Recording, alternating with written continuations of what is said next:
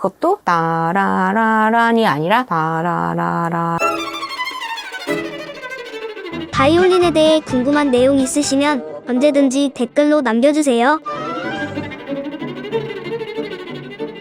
바이올린 음계 연습 어떻게 하나요? 이렇게 물어보신 질문도 있었어요. 근데 너무 막연한 거라 제가 답을 드릴 엄두가 안 났었는데 한 가지는 분명합니다. 우리가 왼손이 가장 단순한 걸 하고 있을 때 오른손이 제일 어렵게 느껴지는 부분을 연습하는 게 맞습니다. 따라서 우리 사람들이 항상 내리는 활을 먼저 배우고 올리는 활을 서브처럼 생각하는 경향이 있어요. 그래서 저라면 올리는 활이 지금 IK님도 불편하다고 했잖아요. 올리는 활부터 시작하는 음계를 해보면 어떨까? 음계라는 연습이 왜 연주자들이 항상 해야 되는 거냐면요. 물론 손에 웜업하고 기본적인 움직임, 근육을 단련시키는 이유도 있겠지만 그보다는 저는 음계의 진짜 목적은 가장 기본적인 거를 잊지 않게 해준다. 그러니까 음계니까요.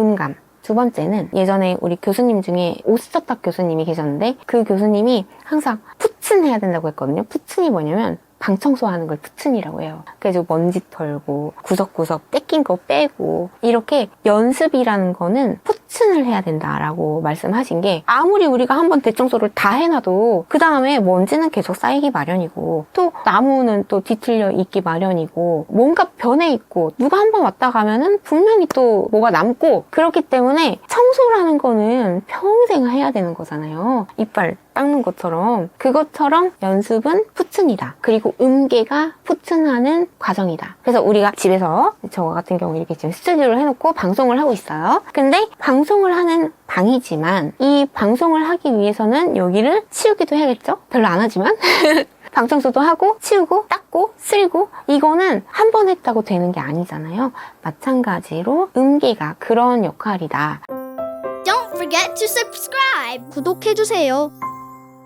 그래서 지금 이제 IK님 같은 경우는 올림을 할 때 팔이 좀 이상해지는 것 같아요 라고 한다면 음계를 연습할 때 그냥 고지고대로 4개, 8개 이렇게 맨날 똑같이 연습하는 게 아니라 이런 문제가 있다면 끝까지 내리고 올리는만 할 때 그 활끝만 갖고 음계를 연습하는 거죠. 그것도 따라라란이 아니라 따라라라라라라라라라라라라라 이렇게 한음을 반복해서 내가 제일 안 되는 부분, 안 되는 자세만 계속 반복해서 그리고 지금 이제 내리노할 할 때 이런 문제가 발생하는 경우는 활털이 떨리는 그 지점을 따라라라라라라라라라 이렇게 트레몰로 형식으로 연습을 해도 되고 아니면 내리노할보다 올리노할이 불편하다라고 하는 사람은 이런 경우도 있어요. 음계를 연습할 때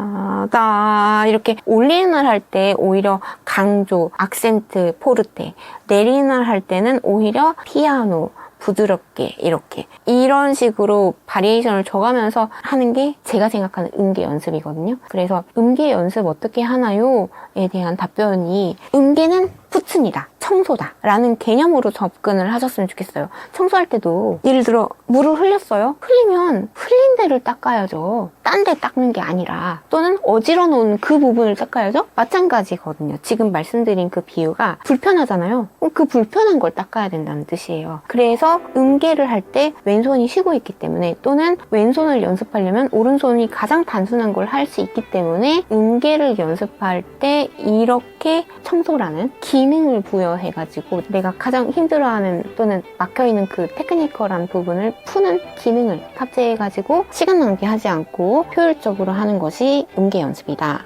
라고 생각을 해주셨으면 좋겠습니다.